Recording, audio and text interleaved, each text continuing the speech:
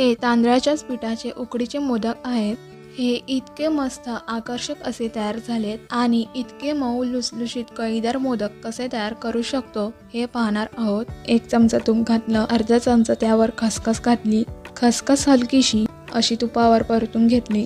त्यानंतर 1 वाटी अगदी गच्च भरून म्हणजे खूप बऱ्यापैकी दाबून ओल्या नारळाचं खोबरं घेतलंय। ज्या वाटीने तांदूळ मोजलेत त्याच वाटीने मी ओलं खोबरं घेतलंय आणि अर्धी वाटी गूळ घेतलेला आहे।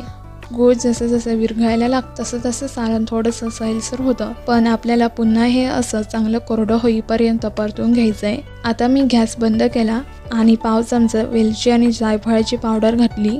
त्यानंतर चिमूटभर मीठ घातलेलं आहे। गॅस बंद केल्यानंतर वेलची जायफळाची पावडर घालायची, म्हणजे त्याचा स्वाद छान असा टिकून राहतो। आपलं सारण आता बनवून तयार झालेलं आहे। मी इथे या आपल्या नेहमीच्या आमटीच्या वाटीने 1 वाटी हे इंद्रायणी तांदूळ घेतलेत। इंद्रायणी तांदूळ सुवासिक असतात, त्याचबरोबर त्याला भरपूर असा चिकटपणा असतो, त्यामुळे मी इंद्रायणी तांदळाचा वापर केलेला आहे। इथे मी 2 कप पाणी उकळायला ठेवलेलं आहे। यामध्ये चवीप्रमाणे मीठ घातलं आणि 1 टेबलस्पून तूप घातलेलं आहे आणि आता या पाण्याला छान एक उकळी आली की आपण यामध्ये इंद्रायणी तांदळाचे पीठ घालणार आहोत। पीठ घातल्यानंतर गॅसचा फ्लेम लो करायचा आणि पटापट हे पीठ ह्या उकळत्या पाण्यामध्ये छान गुठळ्या न होऊ देता व्यवस्थित मिक्स करून घ्यायचं। आता आपलं छान पीठ मिक्स झाल्यानंतर गॅस बंद करायचा आणि हे मुरण्यासाठी यावर झाकण ठेवायचं। इथे मोदकाची उकडही आता अगदी मस्त तयार झालेली आहे। ही उकड अगदीच गरम असताना मळून घेण्याची काहीच गरज नाही।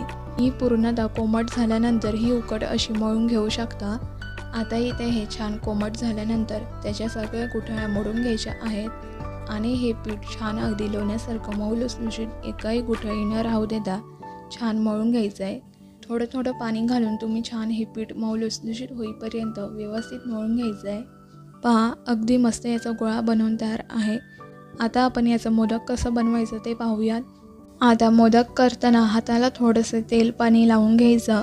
मध्यभागी हे असं अंगठ्याने गोल गोल करायचं आहे। अंगठ्याने आत पीठ दाबायचं आणि बाकीच्या 4 बोटांनी पीठ वरच्या बाजूला खेचल्यासारखं करायचं। असं केलं म्हणजे आपली पारी अगदी मस्त वाटीसारखी अशी तयार होते। बघा, मी अशी पारी तयार करून घेत आहे। या पद्धतीने ही अशी पारी तयार करून घ्यायची। आपली ही पारी अतिशय पातळ अशी तयार होते। बघा, मी पातळ अशी पारी तयार करून घेतली आहे। आता यामध्ये सारण घालायचं आणि आता पाकळ्या कशा करायच्या ते दाखवते। मधलं बोट आणि अंगठ्यापासून बघा असं खालपासून दाबत यायचं। चिमटीमध्ये पीठ घेतल्यासारखं करायचं आणि खालून अगदी त्याच्या जवळ घेतली आहे आणि खालून अगदी दाबत यायचं।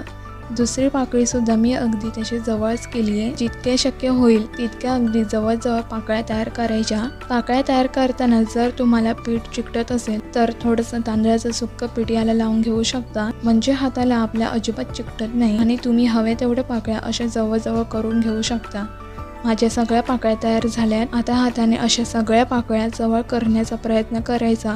जर हाताला पीठ चिकटत असेल तर मात्र असं पाण्यामध्ये हात बुडवून घ्यायचा, म्हणजे या पाकळ्या मोडल्या जात नाही। बघा, अगदी मस्त असं मोदक तयार झालेला आहे। जास्तीचं पीठ असेल तर काढून टाकायचं। याच पद्धतीने मी असे 16 मोदक तयार करून घेतलेत। आता हे वाफवण्यासाठी एका चाळणीला तेल लावून घेतलेत आणि त्यावर आपण तयार करून घेतलेले मोदक सगळे ठेवून घ्यायचे आहेत। एका पातेल्यामध्ये पाणी उकळायला ठेवलं, साधारण 1 इंचापर्यंत पाणी ठेवलं। त्यावर ही मोदकाची चाळण ठेवली आणि त्यावर झाकण ठेवून साधारण 10 ते 12 मिनिटं हे मोदक वाफवून घेतले। वाफवल्यानंतर मोदकाला हात लावून पाहायचा। जर चिकट लागत नसेल तर मात्र आपले मोदक तयार झालेत असे समजावे। बघा, अगदी मस्त, अजिबात कुठेही मोदकाला तडा गेले नाही। सगळेच मोदक आपले हे असे बनवून तयार झाले आणि यावर भरपूर असं साजूक तूप सोडायचं आणि आपले हे मोदक नैवेद्यासाठी तयार झालेत आणि हे मोदक अगदी छान मस्त असे मऊ लुसलुशीत तयार होतात। तुम्ही सुद्धा या पद्धतीने उकड बनवून हे असे मोदक तयार करून पहा व तुमचा अनुभव माझ्यासोबत शेअर करा।